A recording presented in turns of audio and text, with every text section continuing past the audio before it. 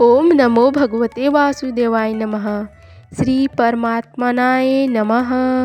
नमस्कार दोस्तों, स्वागत है आप सभी का हमारे यूट्यूब चैनल पावरफुल हिंदू धर्म में। आज हम आप सभी को श्रीमद् भगवत गीता में कथा अध्याय 16 का रसपान कराएंगे, जिसमें वर्णन है देव असुर संपदा विभाग योग और दैवी स्वभाव वाले के लक्षण। आइए कथा का रसपान कीजिए। श्री कृष्ण जी कहते हैं कि हे भारतवंशी अर्जुन, परमात्मा पर पूर्ण विश्वास करने का भाव, निर्भयता, अंतःकरण की शुद्धता का भाव, आत्मशुद्धि, परमात्मा की प्राप्ति के ज्ञान में दृढ़ स्थित भाव, ज्ञान योग समर्पण का भाव, दान, इंद्रियों को संयमित रखने का भाव, आत्मसंयम, नियत कर्म करने का भाव, यज्ञ प्राणीयता, स्वयं को जानने का भाव, स्वाध्याय, परमात्मा प्राप्ति का भाव, तपस्या और सत्य को न छिपाने का भाव, सरलता, किसी को भी कष्ट नहीं पहुंचाने का भाव, अहिंसा, मन और वाणी से एक होने का भाव, सत्यता, गुस्सा रोकने का भाव, क्रोध विहीनता, कर्तापन का भाव, त्याग, मन की चंचलता को रोकने का भाव, शांति, किसी की भी निंदा न करने का भाव, छिंदन व्यसन, समस्त प्राणियों के प्रति करुणा का भाव, दया, लोभ से मुक्त रहने का भाव, लोभहीनता, इंद्रियों का विषय के साथ संयोग होने पर भी उनमें आसक्त न होने का भाव, अनासक्ति, मद का अभाव, कोमलता, गलत कार्य हो जाने पर लज्जा का भाव और असफलता पर विचलित न होने का भाव, दृढ़ संकल्प, ईश्वरीय तेज का होना, अपराधों के लिए माफ कर देने का भाव, क्षमा, किसी भी परिस्थिति में विचलित न होने का भाव, धैर्य, मन और शरीर से शुद्ध रहने के भाव, पवित्रता, किसी से भी ईर्ष्या न करने का भाव और सम्मान न पाने का भाव। यह सभी तो दैवीय स्वभाव गुण को लेकर उत्पन्न होने वाले मनुष्य के लक्षण है। हे पृथापुत्रा, पाखंड, घमंड, अभिमान, क्रोध, निष्ठुरता और अज्ञानता, यह सभी असुरी स्वभाव वाले गुण को लेकर उत्पन्न हुए मनुष्य के लक्षण हैं। दैवीय गुण मुक्ति का कारण बनते हैं और असुरी गुण बंधन का कारण माने जाते हैं। हे पांडवपुत्र अर्जुन, तू शोक मत कर, क्योंकि तू दैवीय गुणों से युक्त होकर उत्पन्न हुआ है।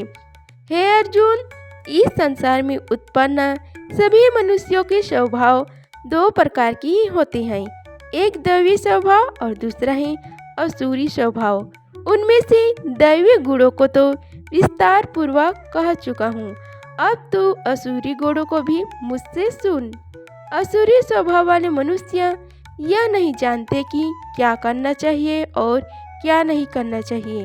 वह न तो बाहर से और न अंदर से ही पवित्र होते हैं, वह न तो कभी उचित आचरण करते हैं और न ही उनमें सत्य ही पाया जाता है। असुरी स्वभाव वाले मनुष्य कहते हैं कि जगत झूठा है, इसका न तो कोई आधार है और न ही कोई ईश्वर है। यह सारा संसार बिना किसी कारण के केवल स्त्री पुरुष के संसर्ग से उत्पन्न हुआ, कामेच्छा के अतिरिक्त अन्य कोई कारण नहीं है। इस प्रकार की दृष्टि को स्वीकार करने वाले मनुष्य, जिनका आत्मज्ञान नष्ट हो गया है, बुद्धिहीन होते हैं। ऐसे असुरी स्वभाव वाले मनुष्य केवल विनाश के लिए ही अनुपयोगी कर्म करते हैं, जिससे संसार का अहित होता है। असुरी स्वभाव वाले मनुष्य कभी न तृप्त होने वाली काम वासनों की अधीन, झूठी मान प्रतिष्ठा के अहंकार से युक्त मोहग्रस्त होकर जड़ वस्तुओं को प्राप्त करने के लिए अपवित्र संकल्प धारण किए रहते हैं। असुरी स्वभाव वाले मनुष्य जीवन के अंतिम समय तक असंख्य चिंताओं के अधीन रहते हैं। उनके जीवन का परम लक्ष्य केवल इंद्रिय तृप्ति के लिए ही निश्चित रहता है।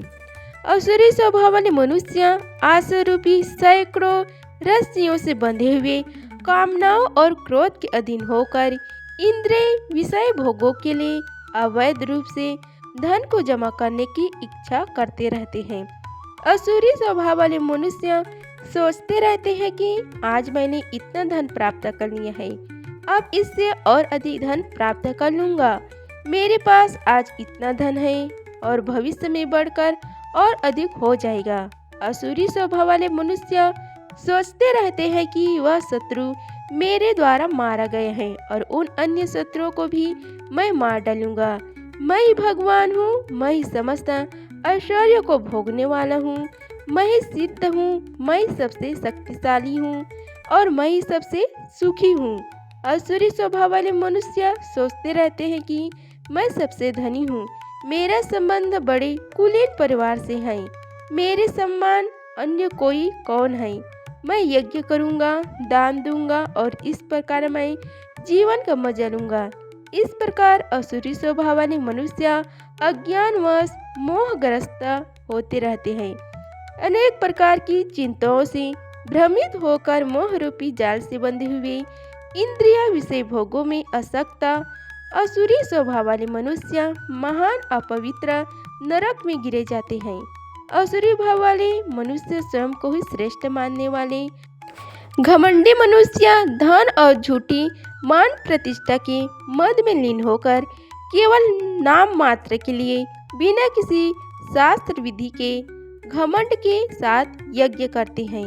असुरी स्वभाव वाले मनुष्य मिथ्या अहंकार, बल, घमंड, कामनाओं और क्रोध के अधीन होकर अपने और दूसरे के शरीर में स्थित मुझ परमात्मा की निंदा करने वाले इसरालु होते हैं। असुरी स्वभाव वाले इसरालु कुकर्मी और मनुष्यों में अधम होते हैं। ऐसे अधम मनुष्यों को मैं संसार रूपी सागर में निरंतर असुरी योनियों में ही गिराता रहता हूँ।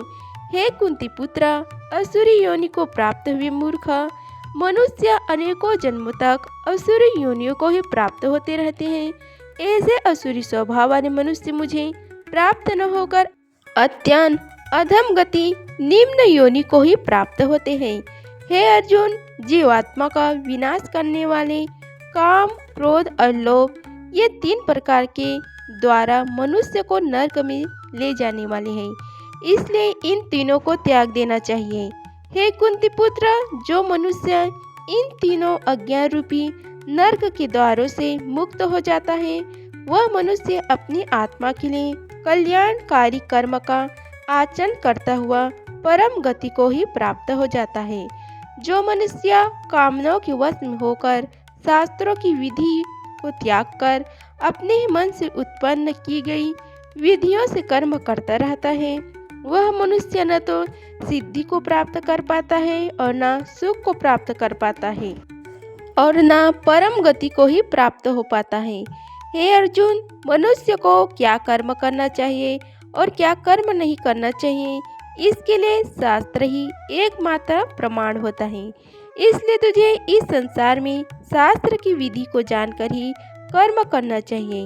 इस प्रकार उपनिषद, ब्रह्म विद्या तथा योग शास्त्र रूप श्रीमद् भगवद गीता के श्री कृष्ण अर्जुन संवाद में दैवासुर समदिव्य भाग योग नाम का 16वां अध्याय संपूर्ण हुआ। हरिओम तत्सत। आइए अब इसके महत्व के बारे में आप सभी को बताते हैं।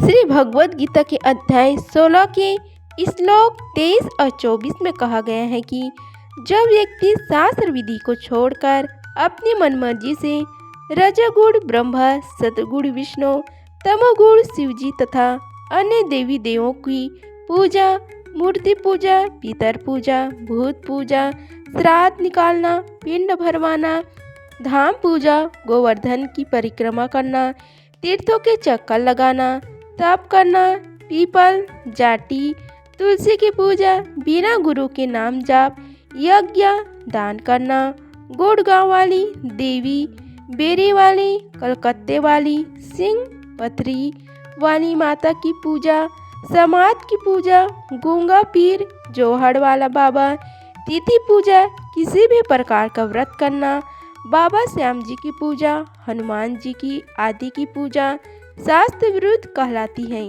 पूजा करते हैं वे न तो सुखी हो सकते हैं, उनको न सिद्धि यानी आध्यात्मिक शक्ति प्राप्त होती है और न ही उनको मुक्ति प्राप्त होती है। इसलिए हे अर्जुन, शास्त्र विधि से करने योग्य कर्म कर, जो तेरे लिए शास्त्र की ही प्रमाण है कि गलत साधना लाभ के स्थान पर हानिकारक होती है। श्री महादेव जी कहते हैं कि हे पार्वती, अब मैं गीता के 16वें अध्याय के महात्म्य बताऊंगा, उसे सुनो। गुजरात में सौराष्ट्र नामक एक नगर है। वहाँ खड़गबाहु नाम के राजा राज्य करते थे, जो दूसरे इंद्र के समान प्रतापी थे। उनका एक हाथी था जो मद बहाया करता था और सदा मद से उन्मत्त रहता था। उस हाथी का नाम अरिमर्दन था। एक दिन रात में वह हठात सकालों और लोहे के खंभों को तोड़ फोड़ कर बाहर निकला। हाथी वन उसके दोनों ओर आक्रोश लेकर डरा रहे थे, किंतु क्रोधवश उन सब की अवहेलना करके उसने अपने रहने के स्थान हाथीसार को गिरा दिया। उस पर चारों ओर से भालों की मार पड़ रही थी, फिर भी हाथी वन ही डरे हुए थे। हाथी को तनिक भी भय नहीं होता था। इस कौतूहलपूर्ण घटना को सुनकर राजा स्वयं हाथी को मनाने की कला में निपुण राजकुमारों के साथ वहां आई। आकर उन्होंने उस बलवान दंतैले हाथी को देखा। नगर के निवासी अन्य काम धंधों की चिंता छोड़ अपने बालकों को भय से बचाते हुए बहुत दूर खड़े होकर उस भयंकर गजराज को देखते रहे। इस समय कोई ब्राह्मण तालाब से नहाकर उसी मार्ग से लौटे। वे गीता के 16वें अध्याय के अभियम यदि कुछ श्लोकों का जाप कर रहे थे। पूर्ववासियों और पिलवानों महावतों ने बहुत मना किया, किंतु किसी के न मानी। उन्हें हाथी से भय नहीं था, इसलिए वे चिंतित नहीं हुए। उधर हाथी अपनी चिघाड़ से चारों दिशाओं को व्याप्त करता हुआ लोगों को कुचल रहा था। वे ब्राह्मण उसके बहते हुए मद को हाथ से छूकर कुशल पूर्वक निर्भयता से निकल गए। इससे वह राजा तथा देखने वाले पुरुषवासियों के मन में इतना विस्मय हुआ कि उसका वर्णन नहीं हो सकता। राजा के कमल नेत्र चकित हो उठे थे। उन्होंने ब्राह्मण को बुला सवारी से उतरकर उन्हें प्रणाम किया और पूछा, हे ब्राह्मण, आज आपने यह महान अलौकिक कार्य किया है, क्योंकि इस काल के समान भयंकर गजराज के सामने आप सकुशल लौट आए हैं। हे प्रभु, आप किस देवता का पूजन तथा किस मंत्र का जाप करते हैं? कृपा करके बताइए, आपने कौन सी सिद्धि प्राप्त की है? ब्राह्मण ने कहा, हे राजन, मैं प्रतिदिन गीता के 16वें अध्याय के कुछ श्लोकों का जाप किया करता हूँ। इसी से सारी सिद्धियाँ मुझे प्राप्त हुई है। श्री महादेव जी कहते हैं कि तब हाथी का कौतूहल देखने की इच्छा छोड़कर राजा ब्राह्मण देवता को साथ ले अपने महल में आए। वहाँ शुभ मुहूर्त को देखकर 1,00,000 स्वर्ण मुद्राओं की दक्षिणा दे उन्होंने ब्राह्मण को संतुष्ट किया और उनसे गीता मंत्र की दीक्षा ली।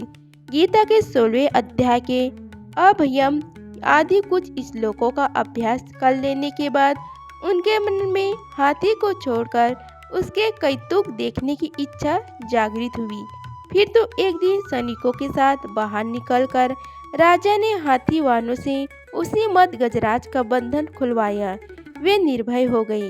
राज्य का सुख विलास के प्रति आदर का भाव नहीं रहा। वे अपना जीवन तृणवत समझकर हाथी के सामने चले गए।